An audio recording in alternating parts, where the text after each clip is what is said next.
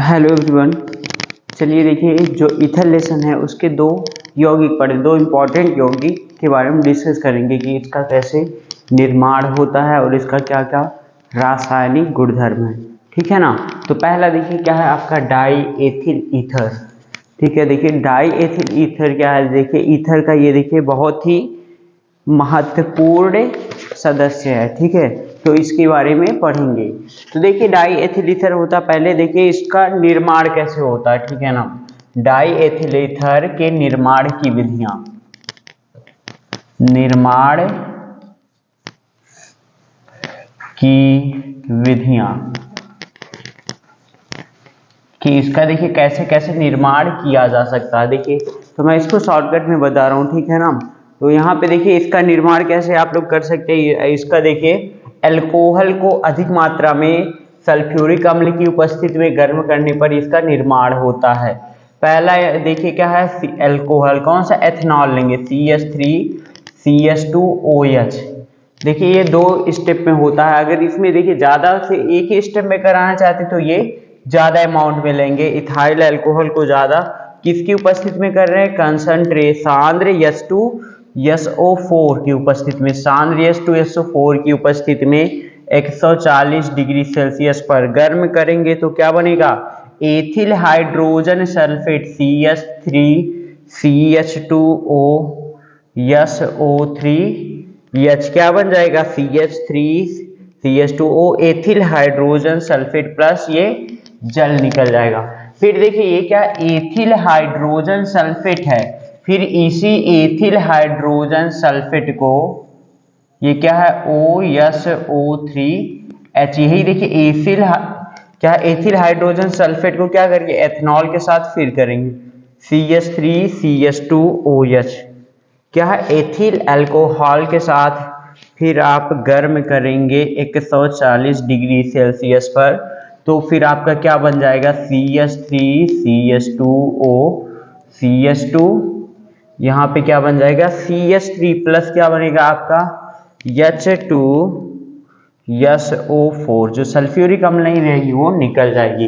तो पहले स्टेप में क्या करेंगे, एथिल अल्कोहल को कैसे करेंगे, सांद्र सल्फ्यूरिक अम्ल की हेल्प से क्या बना सकते हैं आप, एथिल अल्कोहल बना सकते हैं। अब देखिए दूसरा है, दूसरा क्या है आपका, किसकी उपस्थिति में करते थे, एल्यूमिनिया की उपस्थिति में। हाँ तो देखिए आपका एथिल अल्कोहल 2 मोल ले लीजिए, एथेनॉल CH3CH2OH, ये आपका क्या हो गया, एथिल अल्कोहल एथेनॉल हो गया। अब देखिए एल्यूमिनिया किसके, एल्यूमिनिया Al2O3 यही थी ना, एल्यूमिनिया की उपस्थिति में इसको गर्म करेंगे 240 से या फिर 260 डिग्री सेल्सियस पर। ठीक है ना। जब इसकी वाष्प को क्या करते हैं, देखिए ये क्या है आपका, एथिल अल्कोहल की वाष्प को उच्च दाब तथा ताप पर किससे प्रवाहित करते हैं, एल्यूमिनिया पर प्रवाहित करने पर देखिए आपका क्या बनता है, डाई एथिल ईथर C2H5 लिख सकते हैं, C2H5O C2H5 प्लस क्या बनता है, जल बनता है।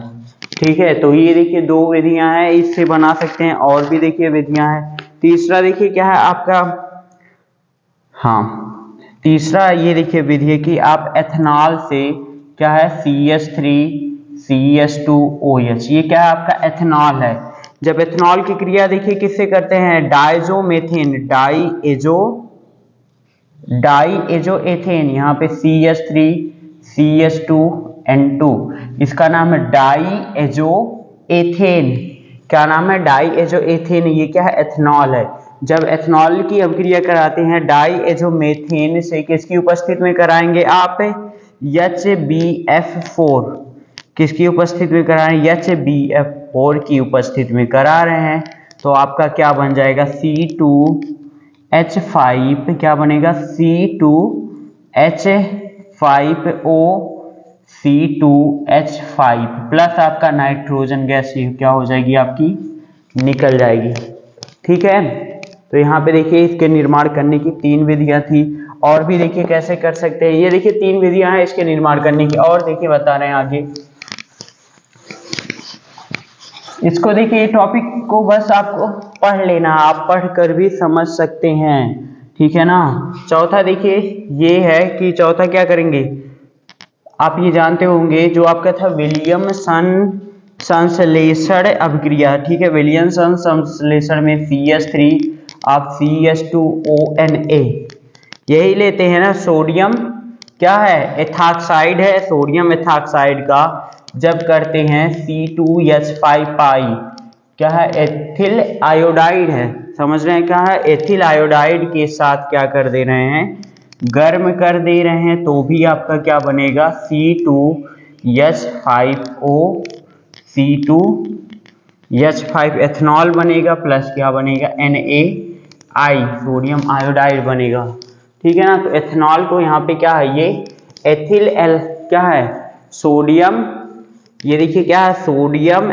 एथॉक्साइड है, सोडियम एथॉक्साइड है, ये क्या है, एल्किल आयोडाइड, एथिल आयोडाइड है, को गर्म कर रहे हैं, तो आपका क्या बन रहा है, डाई एथिल ईथर बन रहा है, ठीक है। और देखिए एक और लास्ट विधि है, इससे भी आप बना सकते हैं, क्या ले लीजिए आप, एथनॉल ले लीजिए, सॉरी आप एल्किल आयोडाइड ले लीजिए C2H5I, ये क्या है, एल्किल एथिल आयोडाइड है, ठीक है। एथिल आयोडाइड को किसके उपस्थिति में, Ag2O, Ag2O क्या है, ये शुष्क सिल्वर ऑक्साइड है, शुष्क सिल्वर ऑक्साइड की उपस्थिति में जब इसको गर्म करते हैं तो भी आपका C2H5O, आपका C2H5 ये बन जाता है, क्या बनता है, डाई एथिल ईथर बनता है, प्लस 2 मोल, ये क्या बनेगा AgI, ये बन जाएगा, ठीक है। तो यहाँ पे देखिए इसके निर्माण करने की ये विधियां थी। अब देखिए इसके रासायनिक गुणधर्म, ठीक है, जो इम्पोर्टेंट है मैं यही बता दे रहा हूँ। अब देखिए इसका देखिए रासायनिक गुणधर्म मतलब ये किससे क्रिया करके क्या क्या बना सकता है। जो डाई एथिल ईथर है ये क्या होते हैं, हाँ अब देखिए इसके उपयोग भी पढ़ेंगे, तो इसका भी उपयोग बहुत जगह होता है। जो डाई एथिल ईथर होता है इसके देखिए क्या होता है, निश्चेतन के रूप में होता है, इसे सूखने में क्या हो जाती है, आपको बेहोशी हो जाती है। तो यहाँ पे मैं वैसे बता दे रहा हूँ C2H5O, आपका C2H5, इसका देखिए क्या पढ़ रहे हैं। अब आप इसका रासायनिक गुणधर्म, रासायनिक गुणधर्म, ठीक है। रासायनिक गुणधर्म देखिए कि ये किस से क्रिया करके क्या क्या बना सकता है। तो पहला देखिए पढ़ लीजिए, अगर देखिए क्या है, ये क्या है,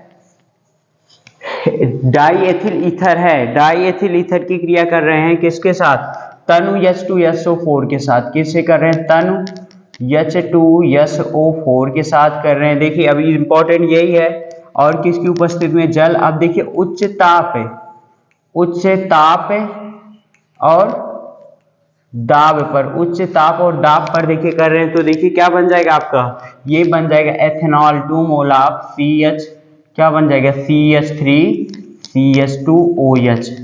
अगर उच्च ताप और दाब पर H2O की उपस्थिति में क्या कर रहे हैं, अभिक्रिया करा रहे हैं H2 तनु H2SO4 की उपस्थिति में, तो क्या बन जाएगा आपका, ये एथेनॉल बन जाएगा। दूसरा देखिए अगर क्या कर रहे हैं, इसी डाई एथिल ईथर है, इसकी क्रिया क्या कर रहे हैं आप, केवल सांद्र H2SO4 के साथ कर रहे हैं और इसको गर्म कर रहे हैं, तो देखिए क्या बनाएगा आपका, एथिल हाइड्रोजन सल्फेट, क्या बनाएगा C2H5HSO4, ये क्या है, एथिल हाइड्रोजन सल्फेट बनाएगा, ठीक है। तो ये देखिए दूसरा। अब तीसरा देखिए आप, अगर ये क्या है आपका डाई एथिल ईथर है, इसका HI के साथ क्या करा रहे हैं, अभिक्रिया करा रहे हैं, HI या फिर HBr के साथ अभिक्रिया कर रहे हैं, बट यहाँ पे HI क्या होना चाहिए, ठंडा होना चाहिए। तो अगर देखिए ठंडा होगा तो क्या बनाएगा, यहाँ पे अगर ठंडे से करा रहे हैं तो क्या बनाएगा, C2H5I प्लस क्या बनाएगा, एथेनॉल, यहाँ पे C2H5OH क्या बनाएगा, C2H5I या फिर C2H5 एथेनॉल बनाएगा। यहाँ पे एथिल अल्कोहल बनाएगा और क्या बनाएगा, एथिल आयोडाइड बनाएगा। जब ठंडा के साथ करेंगे तो ठंडे HI। अब देखिए दूसरा में देखिए क्या कर रहे हैं, अब गर्म के साथ करेंगे तो ये HI क्या कर रहे हैं, ये गर्म के साथ कर रहे हैं, तो HI क्या है आपका, जो ये गर्म के साथ कर रहे हैं, तो देखिए क्या बन जाएगा आपका, यहाँ पे 2 मोल आप केवल C2H5I ही बनेगा। ठीक है, क्या बनेगा, एथिल आयोडाइड बनेगा। अगर गर्म HI के साथ करेंगे तो एथिल आयोडाइड ही बनेगा। ठीक है, और देखिए अगर क्या कर रहे हैं, हाँ तीसरा देखिए सांद्र, पहले अच्छा एक और पढ़ लीजिए, यहाँ पे देखिए PCl5 के साथ अगर देखिए गर्म कर रहे हैं, PCl5 के साथ इसको देखिए गर्म करेंगे तो भी क्या बनेगा आपका 2, यहाँ पे CH3 CH2 और क्या बन जाएगा Cl, ये क्या बनेगी, एथिल क्लोराइड ये बनेगा। PCl5 के साथ करेंगे तो ये बन जाएगा। तो ये सब देखिए रासायनिक गुणधर्म और भी इसके है, देखिए मैं इतना मिटा दे रहा हूं। हाँ अब देखिए किसके साथ कर रहे हैं, अब देखिए करा दीजिए सांद्र HI के साथ, सांद्र HI के साथ किसकी उपस्थिति में कराना है, लाल फास्फोरस, ये कैसा है, लाल फास्फोरस की उपस्थिति में गर्म करेंगे तो क्या बन जाएगा, यहाँ पे C2H6 क्या बन जाएगा, एथेन बन जाएगा। अगर जो ईथर है, ईथर का क्या कर, डाई एथिल ईथर, इसका लाल फास्फोरस की उपस्थिति में करा रहे हैं HI के साथ, तो क्या बन जाएगा आपका एल्केन बनेगा, क्या बन जाएगा, इथेन बन जाएगा। ठीक है, अब देखिए आगे किसके साथ कराना, आप देखिए ये एसिटिल क्लोराइड CH3COCl, ठीक है, ये क्या है आपकी एसिटिल क्लोराइड के साथ क्या कराएंगे, किसकी उपस्थिति में, ZnCl2, निर्जल ZnCl2 की उपस्थिति में कराएंगे तो आपका क्या बन जाता है, ईथर बनता है ना, CH3COO आपका C2H6, ये देखिए क्या बनेगा, ईथर बन जाएगा। फिर अगर देखिए क्या है ये आपका, अब क्या ले लीजिए, एनहाइड्राइड ले लीजिए, समझ रहे, एथिल एनहाइड्राइड ले लीजिए, acetic anhydride CH3CO twice O, acetic anhydride ले लिए, ठीक है ना, ZnCl2 की उपस्थिति में गर्म कर रहे हैं तो भी आपका क्या बनेगा, ईथर बनेगा, कितना मोल बनेगा, 2 मोल बनेगा। CH3 इस साइड देखिए CH3 और देखिए क्या बनेगा COOC2H5, ठीक है, तो ये बन जाएगा, ये क्या है एसिल हैलाइड, ये क्या है एसिटिक एनहाइड्राइड है, तो दोनों कंडीशन में आपका क्या बनेगा, ईस्टर ही बनेगा। ठीक है, अब देखिए इसके बाद देखिए आपका क्या है रासायनिक गुणधर्म CO, जब क्या करते हैं कार्बन मोनोऑक्साइड के साथ कराते उत्प्रेरक लेते हैं BF3 ले रहे हैं, ठीक है ना, और देखिए H2O क्या है उत्प्रेरक H2O है, ठीक है, H2O की उपस्थिति में करा रहे हैं, CO की उपस्थिति, BF3 आपका उत्प्रेरक है, और देखिए क्या कर रहे हैं 125 से लेकर के 180 डिग्री सेल्सियस ये गर्म कर रहे हैं और वायुमंडलीय दाब दे रहे हैं, ठीक है ना, 500 वायुमंडलीय इसमें दाब भी देंगे तो आपका देखिए क्या बन जाएगा, जब ये कार्बन मोनोऑक्साइड से कराएंगे तो भी आपका क्या बनता है, ईस्टर बनता है, CH3 क्या हो जाएगा, CH3 आपका होगा CH2COOCH2 और क्या हो जाएगा CH3, तो देखिए क्या बन जाएगा आपका, यहाँ पे भी ईस्टर ही बन जाएगा। और देखिए आपका अगर ये लास्ट 2 अभिक्रिया बची थी किसके, क्लोरीन की, ठीक है ना, हाँ क्लोरीन, ये भी देखिए पढ़ चुके थे आप लोग।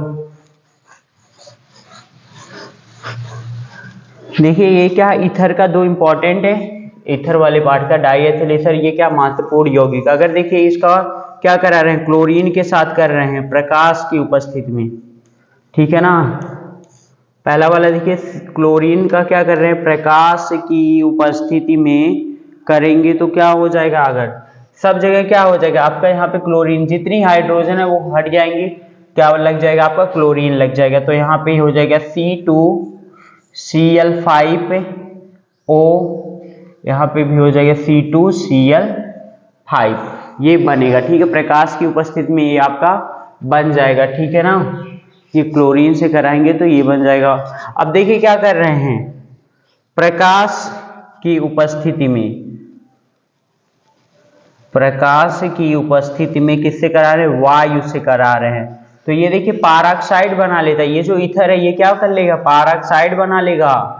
तो यहाँ पे देखिए मैं इसको बता दे रहा हूँ, CH3 आपका, ये CH2, ये O है, यहाँ पे कार्बन लगा हुआ, एक हाइड्रोजन यहाँ पे हो जाए, यहाँ पे भी OH ये बना लेगा, यहाँ पे भी OH, ये हाइड्रोजन, एंड इस साइड ये CH3। तो देखिए इससे करता है तो क्या कर लेता है, आपका पारॉक्साइड बना लेता है, जो कि क्या होती है, बहुत विषैली होती है और विस्फोटक भी होती है। तो ये सब क्या थे, इसके डाइएथिल ईथर के रासायनिक गुणधर्म थे, ये आप किताब से पढ़ सकते हैं। और देखिए लास्ट एक और बचा आपका बचा है एनिसाल, ठीक है, एनिसाल।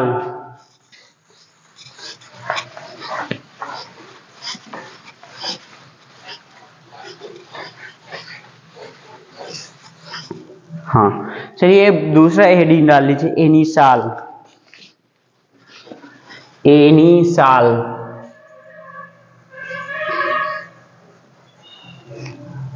एनिसाल देखिए क्या है, ये आपका बेंजीन वाला है, ठीक है ना, बेंजीन वाले पर लगा हुआ एक O समूह, ये CH3, यही क्या है आपका एनिसाल है, ठीक है।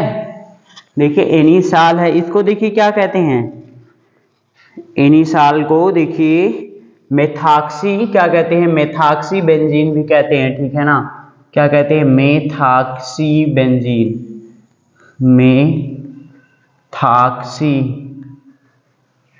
मेथॉक्सी बेंजीन, ठीक है, क्या नाम है, मेथॉक्सी बेंजीन है, ठीक है। और देखिए यहाँ पे इसको क्या कह सकते हैं, ये मेथिल है और ये फेनिल समूह है, तो नाम क्या हो जाएगा, मेथिल फेनिल ईथर, क्या नाम हो जाएगा, मेथिल फेनिल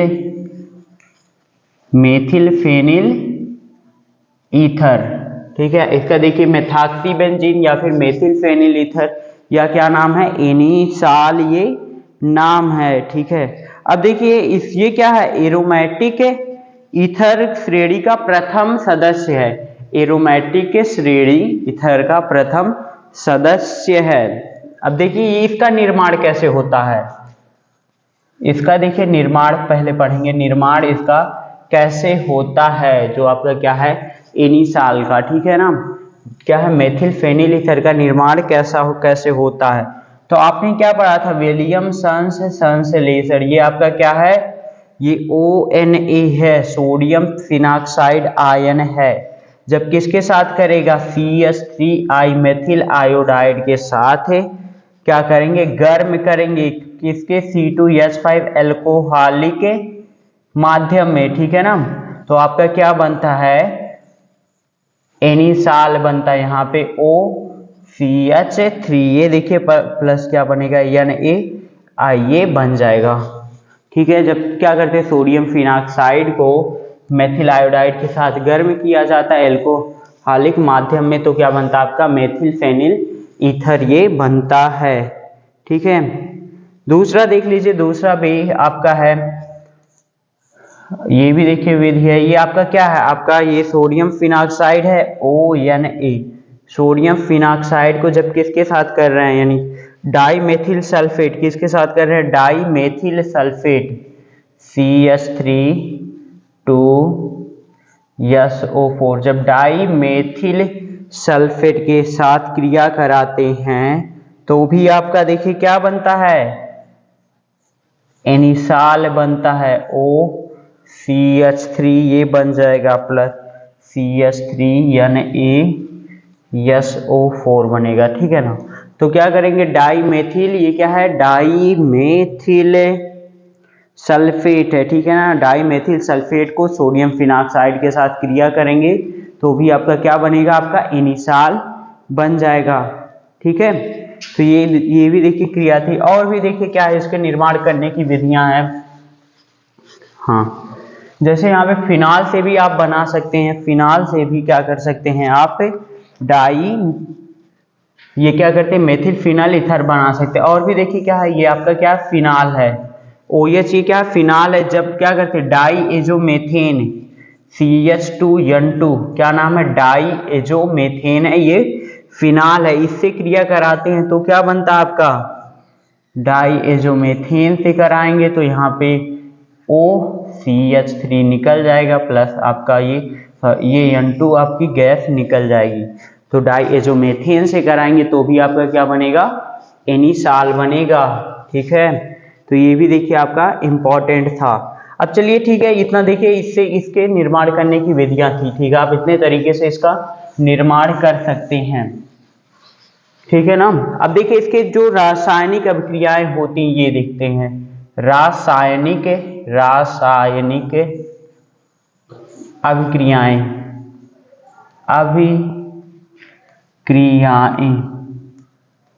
रासायनिक अभिक्रियाएं। ठीक है, ये पढ़ेंगे, क्या पढ़ेंगे, रासायनिक अभिक्रियाएं। इससे कितनी रासायनिक अभिक्रियाएं होती हैं। पहला देखिए क्या है, HI के साथ अभिक्रिया।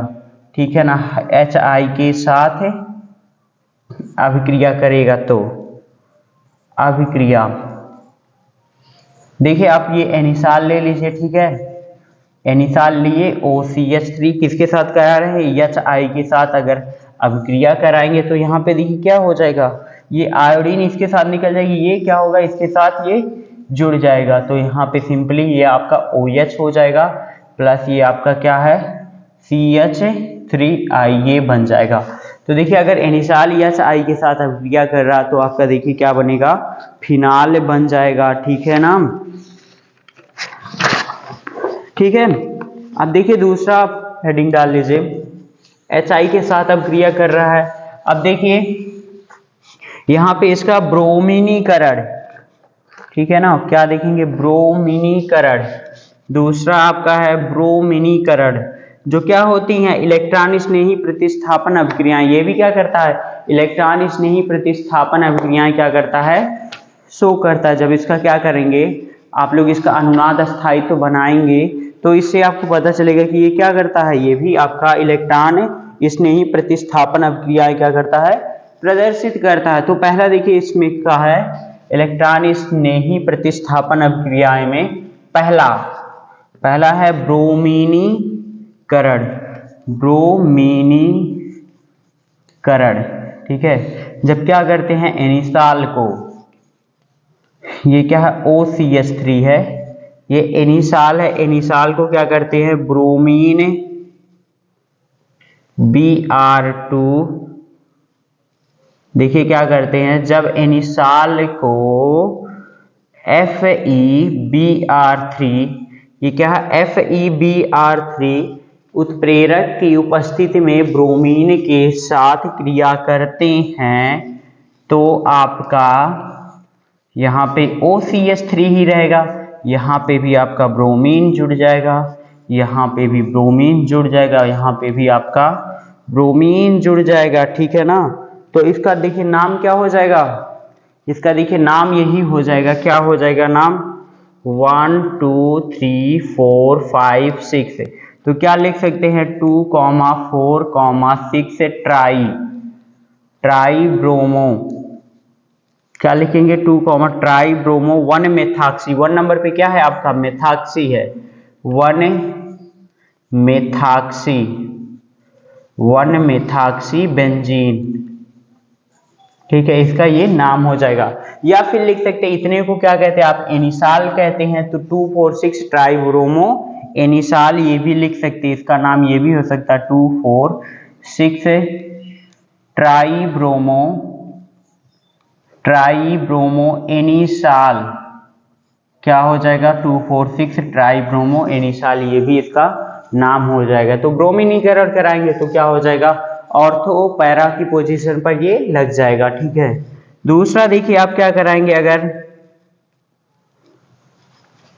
नाइट्रीकरण, ठीक है ना, इसमें भी देखिए नाइट्रीकरण, ये सब देखिए पढ़ चुके हैं आप लोग पहले से भी। नाइट्रीकरण में देखिए क्या करेंगे, नाइट्रीकरण में HNO3 से क्रिया कराते हैं ना, OCH3 है, किससे कराएंगे, HNO3 सल्फ्यूरिक अम्ल के साथ क्या कराएंगे, क्रिया कराएं, सॉरी ये नाइट्रिक अम्ल के साथ कराएंगे, किसके उपस्थिति में कराएंगे आप, सांद्र H2SO4 की उपस्थिति में क्रिया कराएंगे तो क्या बनेगा आपका ऑर्थो और पैरा बनेगा, ठीक है। ऑर्थो और पैरा की पोजीशन पर ये आपका लग जाएगा NO2, ठीक है। ऑर्थो और पैरा की पोजीशन पर आपका ये NO2 लग जाएगा। तो देखिए अब इसका नाम क्या हो जाएगा, नाम क्या हो जाएगा इन दोनों का। पहले वाले का देखिए क्या हो जाएगा, 2 नाइट्रो 1 मेथॉक्सी बेंजीन। तो यहाँ पे देखिए 1 ये 2, तो क्या हो जाएगा 2 नाइट्रो 1 मेथॉक्सी बेंजीन, ठीक है। या फिर क्या कह सकते हैं, यहाँ पे देखिए 1 2 है तो इसका क्या कह सकते हैं, ऑर्थो नाइट्रो एनिसाल। क्या हो सकता है, ऑर्थो नाइट्रो एनिसाल, ये भी हो सकता है ऑर्थो नाइट्रो एनिसाल, ठीक है। या फिर क्या होगा 2 नाइट्रो 1 मेथॉक्सी बेंजीन।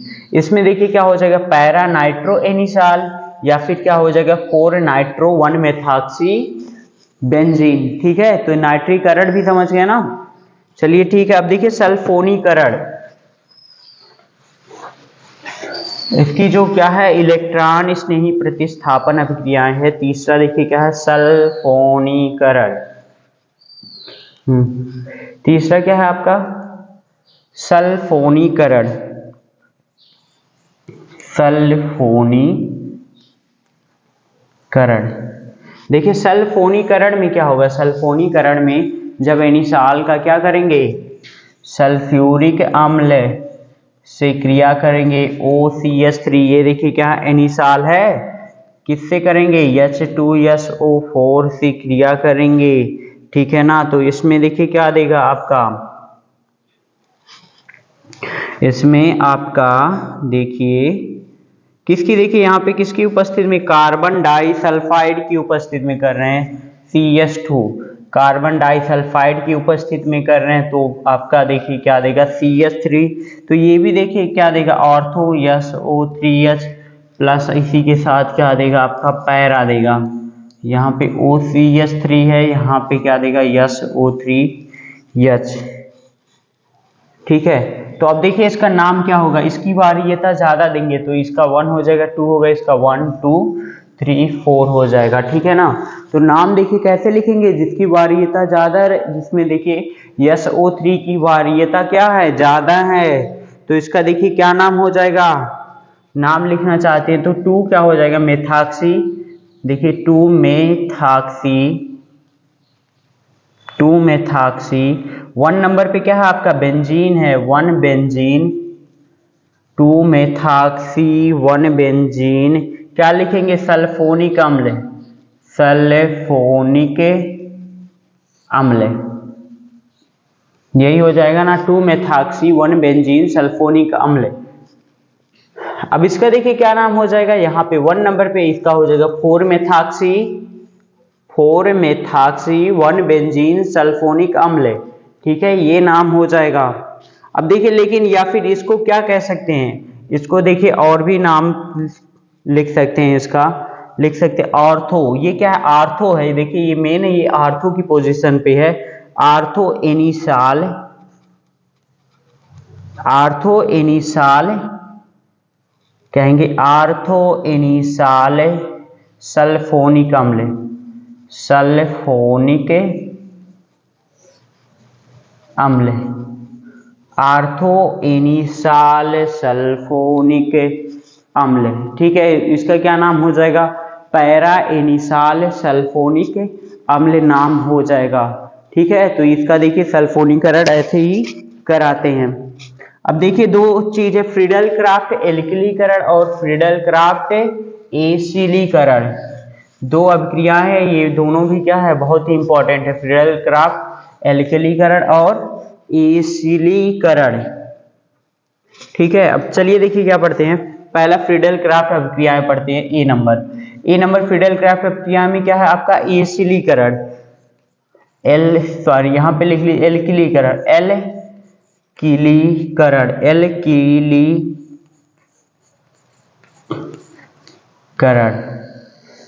क्या है फ्रीडल क्राफ्ट एल्किलीकरण।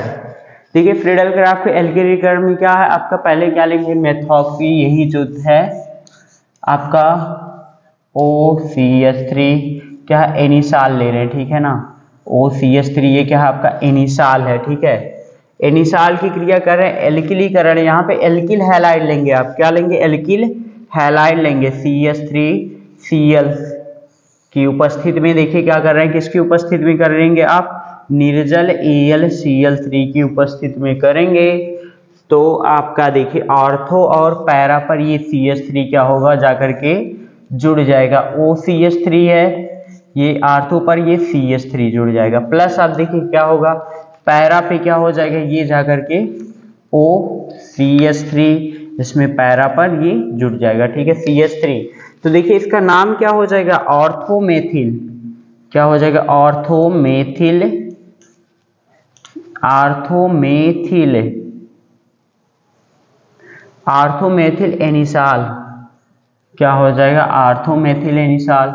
ये क्या हो जाएगा, पैरामेथिल एनिसाल। ये क्या है, एल्किलीकरण है, फ्रीडल क्राफ्ट एल्किलीकरण। बी वाला देखिए क्या रहेगा, फ्रीडल क्राफ्ट एसिलीकरण। क्या रहेगा, एसिलीकरण, फ्रीडल क्राफ्ट एसिलीकरण अभिक्रिया, ठीक है, दूसरा है। अब देखिए इसमें क्या लेंगे आप, एनिसाल ले रहे हैं, ठीक है। ये देखिए क्या है आपका, एनिसाल है, ये O है, ये क्या है, CH3 है, ठीक है। ये क्या है, एनिसाल है। अब इसमें क्या लेंगे, एसिलीकरण में क्या लेंगे आप, एसिटिल क्लोराइड लेंगे, ठीक है ना, एसिटिल क्लोराइड, CH3COCl। ये आपका क्या, एसिटिल क्लोराइड की उपस्थिति में देखिए क्या करेंगे, निर्जल AlCl3 या फिर ZnCl2, किसकी उपस्थिति, AlCl3, क्या AlCl3 उत्प्रेरक की उपस्थिति में कर रहे हैं। तो आपका देखिए यहाँ पे भी क्या हो जाएगा, यहाँ पे OCH3 लगा हुआ, एक तो ऑर्थो पर जुड़ जाएगा आपका COCH3, दूसरा क्या होगा आपका पैरा पर COCH3 क्या हो जाएगा, जुड़ जाएगा। यहाँ पे OCH3 है तो पैरा पे आपका क्या जुड़ा, COCH3, ठीक है। तो ये देखिए क्या है, एल्किलीकरण और एसिलीकरण अभिक्रिया है। तो इसका देखिए क्या नाम हो जाएगा, ऑर्थोमेथाक्सी। ये क्या, ऑर्थोमेथाक्सी है, इसकी देखिए बारीयता ज्यादा है, ठीक है ना। तो क्या नाम हो जाएगा, ऑर्थोमेथाक्सी, ऑर्थोमेथाक्सी।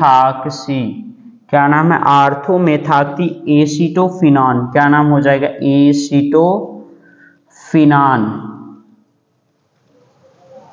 फिनान क्या है, ऑर्थोमेथाक्सी एसिटोफिनान, यही नाम होगा, ठीक है, ऑर्थोमेथाक्सी एसिटोफिनान। तो ये क्या हो जाएगा, पैरामेथाक्सी एसिटोफिनान। तो ये दोनों क्या आपकी फ्रीडल क्राफ्ट अभिक्रियाएं हैं। तो देखिए ये लेसन देखिए फिनिश हो गया, ठीक है ना। इसको देखिए ये जो मैं बताया, ये दोनों क्या है, इंपॉर्टेंट आपके यौगिक है। पहला क्या था, डाईएथिल ईथर, दूसरा क्या था आपका, एनिसाल है। तो इससे देखिए क्वेश्चन भी आते हैं, इसकी अभिक्रियाएं सभी देख लीजिएगा। ओके चलिए ठीक है, देखिए ये लेसन फिनिश हो गया। आगे देखिए जो एल्डिहाइड कीटोन कार्बोक्सिलिक एसिड है उसको स्टार्ट करेंगे। Okay thank you.